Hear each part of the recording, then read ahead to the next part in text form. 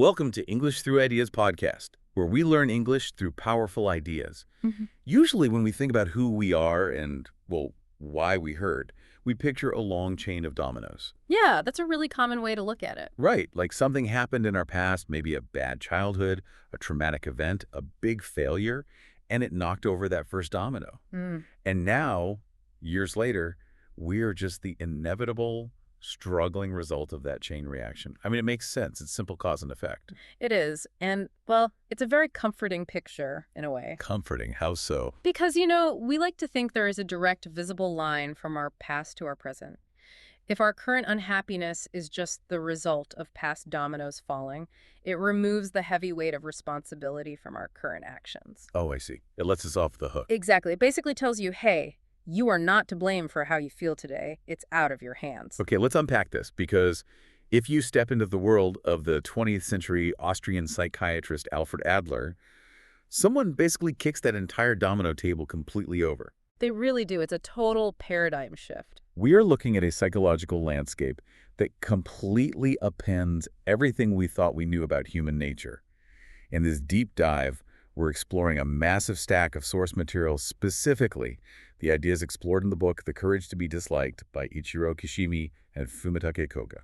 And it is crucial to note right up front that Adler's work isn't just some abstract academic theory for scholars in a dusty room. Right.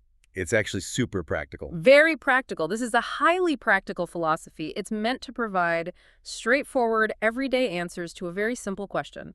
How can a person truly be happy? Which is the million-dollar question. It really is. Our mission today is to help you understand how to free yourself from the expectations of others and live earnestly in the present moment. But to get to that path of happiness, we first have to completely dismantle how you probably view your own past. Yeah, we have to start from the ground up. Right. We have to move from asking why things happen to asking what purpose they serve right now. The text draws this massive line between Freudian psychology and Adlerian psychology. But that is the foundational shift. Adler separates two major concepts here.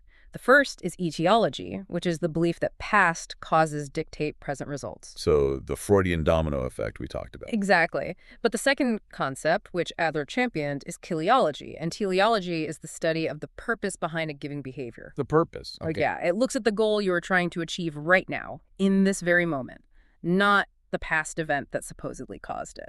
And this leads to, honestly, the most shocking claim in the entire source material. Adler adamantly denies the existence of trauma. Yes, he does. Now, I need to pause here on behalf of anyone listening. For someone who has survived real abuse or a terrible tragedy, I mean, that sounds incredibly dismissive. I know, it really does. It sounds like telling someone their pain isn't real or that terrible things just didn't happen to them. And that is a very natural and understandable reaction. This is a radical concept, so we have to be very, very precise here. Adler is absolutely not denying that terrible events occur. Right. He does not deny that people suffer abuse, terrible accidents, or deep sorrow. What he denies is that those past experiences determine your future. Okay, so the event is real, but the control it has over you is what's in question. Precisely.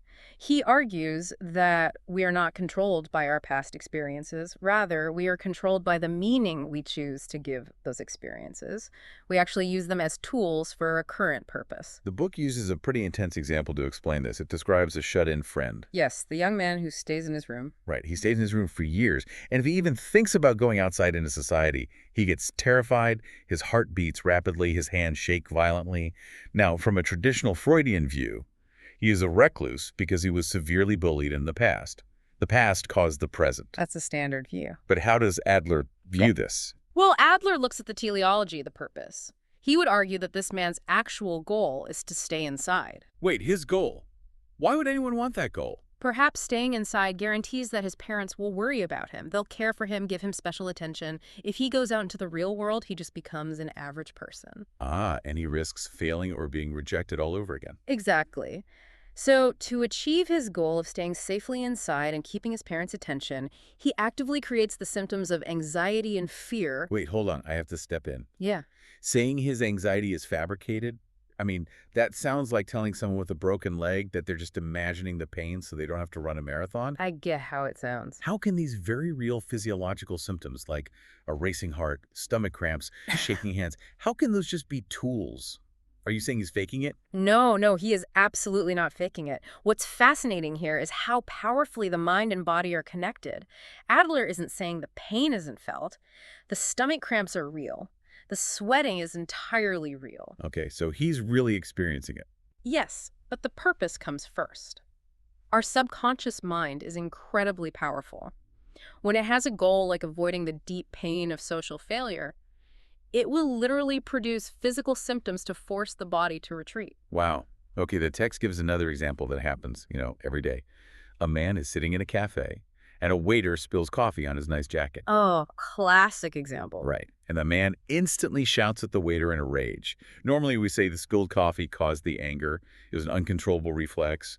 Boom, coffee spills, anger happens. But Adler says the anger was a fabricated tool. A tool, just to yell at a waiter. Yeah, think about it. The man wanted the waiter to submit, to apologize, and to feel inferior. To make that happen instantaneously, the man pulled out the weapon of anger. So he didn't just lose control. No, the goal of power and submission came first. The emotion was just the tool he used to achieve it. He could have just politely asked for a towel, but anger was faster. I see why this is so difficult for people to accept. I mean, it means we cannot blame our bad behavior or our fears on anything else. It's a heavy pill to swallow. It really is. But on the other hand, if we only look at past causes, we basically become machines without free will. Right. We're just playing out a script written by things we can't even control anymore. Exactly. By recognizing our emotions as tools, we realize we are the ones holding those tools. We can actually choose to put them down.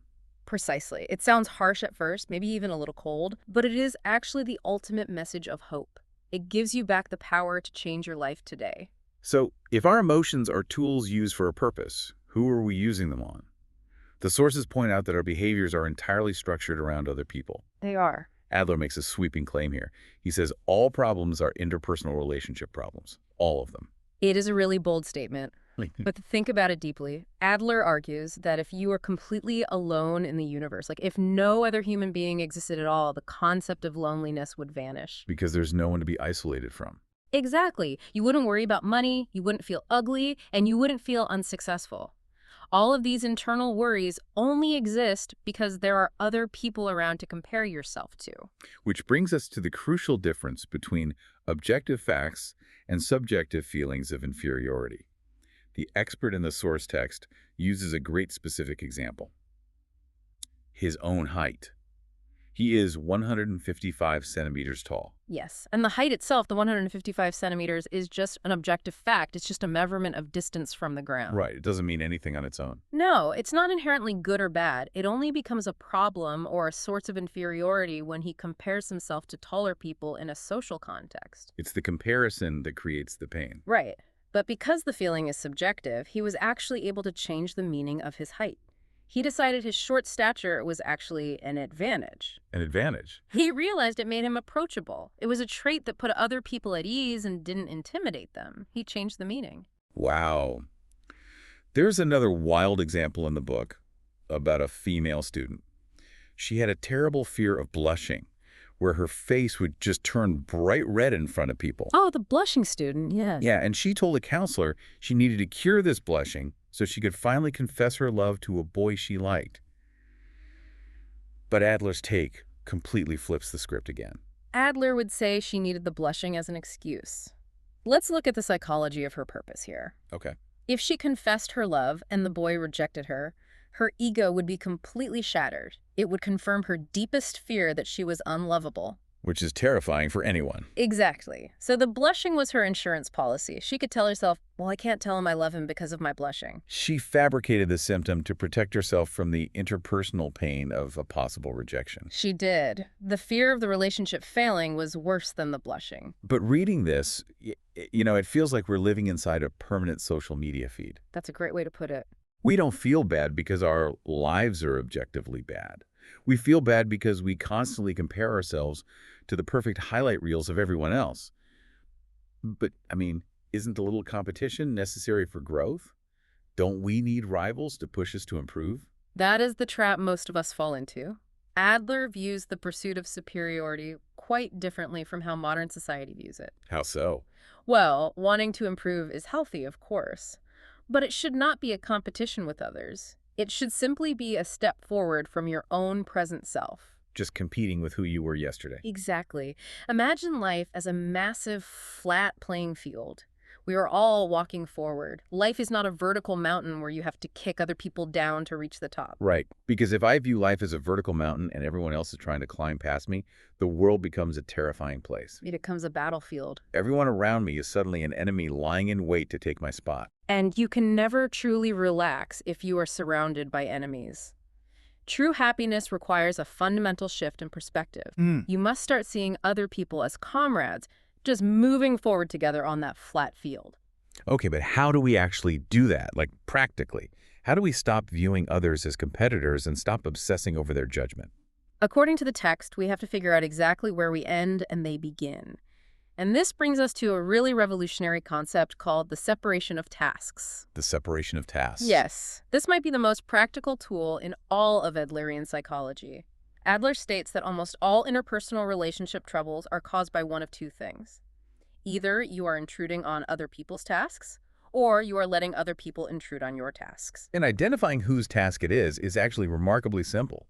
You just ask one question. Who ultimately receives the end result? Right. The book uses the classic example of a child studying. A parent might force a child to study by yelling, maybe taking away their phone or punishing them, but whose task is it to study? Well, it is the child's task. If the child does not study, the child gets the bad grade. The child misses out on the school they want. Exactly. The parent does not fail the test. So when a parent forces a child to study, the parent is intruding on the child's task. And that always creates friction and anger. We are not living to satisfy the expectations of others, and others are not living to satisfy ours. The sources compare this to the ancient story of Alexander the Great and the Gordian knot. I love this story. It's so good. There was this legendary knot tied so intricately to a cart that no one could unravel it. Everyone tried. But instead of painstakingly trying to untangle it by hand, Alexander just pulled out his sword and sliced the knot cleanly in half. It is a brilliant metaphor for relationships. Intricate relationship bonds full of guilt, control, and expectations shouldn't be painstakingly untangled by trying to please everyone. You'd be untangling forever. Right. They must be cleanly severed with a new approach. You simply stop taking on tasks that do not belong to you. Which leads to Adler's ultimate mind-bending definition of freedom. Freedom is the courage to be disliked by other people. Yes. If someone dislikes you, it is proof you are exercising your freedom and living according to your own principles, rather than bending to theirs. But here's where it gets really interesting. Okay, lay it on me. Because I have to push back on the ethics of this. If a friend is making a terrible mistake, and I just say, well, that's your task, doesn't that make me a cold, uncaring person? I mean, it sounds like brushing a caterpillar off your shoulder and not caring if it gets crushed on the floor. I completely understand why it sounds that way. It's a very common pushback. But that is actually a misunderstanding of the concept. Oh, really? Yeah. Separating tasks isn't about abandoning people or being cold. It is about avoiding manipulation. Think of the old proverb. You can lead a horse to water, but you can't make it drink. Right. I can show them the water, but I can't physically force their head down to drink. Exactly. You offer assistance. You communicate clearly that you are there to help them if they need it, but you deeply respect their independence. You let them make the choice. So you're supportive, but not controlling. Yes. The separation of tasks is just the gateway to healthy relationships. It removes the control and manipulation. It is not the final destination. Okay, so if we cut these tangled vertical cords of expectations and walk through that gateway, what kind of relationships do we build in their place? We transition from vertical relationships to horizontal relationships. Vertical versus horizontal. Right. A vertical relationship is a hierarchy, like a boss and a subordinate or a parent and a child. Someone is above, judging the person below. And a horizontal relationship. A horizontal relationship is one where people are equal, even if they are not the same. You might have different roles, different skills, but as human beings, you stand on the exact same level. And the most controversial rule for keeping a relationship horizontal. We must never praise someone, and we must never rebuke or punish them. That's the rule. Wait, I love being praised. Getting a gold star or hearing your boss say, wow, great job, it feels amazing. If I'm equal to someone, why can't I tell them they did a good job? How does a compliment mean I am acknowledging they have no ability. Because Adler argues that both praise and rebuke are just the carrot and the stick. The carrot and the stick. Yeah, they are tools used by a person of higher ability to evaluate and manipulate someone of lower ability. When you praise someone, you are judging them from a position of superiority. Oh, wow. I never thought of it like that. But it feels so good to get that approval. It does feel good, but look at the cost. If we connect this to the bigger picture, seeking praise ensures you will live a life dictated by the person praising you. Because you just want more praise. Exactly. You trade your freedom for their approval. Praise makes a person dependent on someone else's yardstick to measure their own worth. If you only act to get a gold star, you completely lose your internal motivation. So instead of praising, what do we actually do? We offer encouragement and pure gratitude. Gratitude. Right. Instead of judging their action by saying, hey, good job, you simply say thank you, or I'm so glad you helped with this. You express genuine gratitude between equals. This shifts how we view human worth entirely. I mean, we are so conditioned to measure worth on the level of acts, meaning what you do or produce. How much money you make, how many emails you send. Society really pushes that. But Adler says we should measure worth on the level of being simply existing. The text shares this beautiful example of a bedridden grandfather with severe dementia, or a mother clinging to life in a hospital bed after a car crash. Yes, those are powerful examples. On the level of acts, they don't do anything. They aren't producing economic value or helping with chores around the house. Right. But they provide immense emotional value to their loved ones just by being alive. Their family doesn't care about their productivity. They're just deeply, deeply grateful they exist. When we stop judging people by what they do and start being grateful for who they are, we build true horizontal relationships. And this leads to Adler's definition of happiness, which he calls community feeling. What exactly is that feeling? Community feeling is the subjective feeling of contribution. Feeling of contribution. Yeah, it is the deep sense of knowing you are of use to someone simply by existing as a comrade in the community. You don't need a gold star or a promotion to prove it. True courage comes from self-acceptance and unconditional confidence in others, which allows you to naturally contribute. This is so fascinating. So if we are no longer living for the praise of others, and we aren't tied to the trauma of our past, how do we navigate the timeline of our lives? That's the next big step. Adler completely changes our perspective on time itself. He says life is not a linear line heading up a mountain toward a summit. It is a series of dots, a continuous sequence of moments called now. We often imagine life as a story with a grand destination, but Adler uses two Greek concepts to explain why this is a mistake: kinesis and energia. Kinesis and energia. Okay. Kinesis is ordinary motion aiming efficiently for a destination. It's getting from point A to point B as fast as possible. But energy is movement, where the process itself is the outcome. Think of taking a journey to Egypt. Okay, I'm going to Egypt. Right. If your trip is purely kinetic, your only goal is to stand at the pyramids. You sleep the whole flight, rush to the site, snap a quick photo, and fly home. The travel was just an annoying obstacle to get to the goal. Sounds like a stressful trip. It is. But if your trip is an energized state like a dance, the journey begins the moment you leave your house. Every step, every conversation, every meal you eat along the way is the journey. Only compare this to playing a video game. A kinetic life is like using cheat codes, just to warp to the end credits as fast as possible. Oh, that's a great analogy. Right. You beat the game, but you didn't actually play it. An energial life means you actually enjoy exploring the levels. Yes. But let's apply this to ordinary daily life. How does someone say, wash the dishes in an energial way? Well, if you view washing dishes kinetically, it is a miserable chore. You are just trying to get to the end result: clean plates. Right, you're just rushing through it. But if you view it as energia, you focus on the warm water, the physical action, the quiet moment of the present, and the feeling of contributing to your home. You are essentially dancing the dance of washing dishes. Okay, but does this mean I shouldn't plan for the future?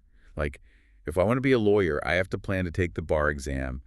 I can't just dance around my living room today and hope I magically end up in a courtroom. This raises an important question. Adler isn't saying you shouldn't have goals. Oh, okay, good. Planning is perfectly fine. The problem is believing your life hasn't truly started yet because you haven't reached the goal. The person studying for the bar exam is dancing the dance of studying in the present moment.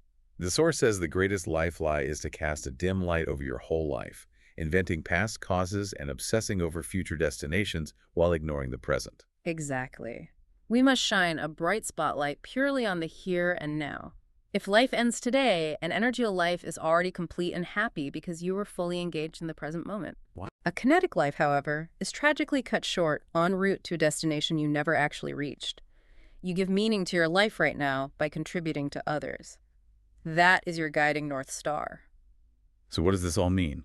It means you hold the keys to your own mind.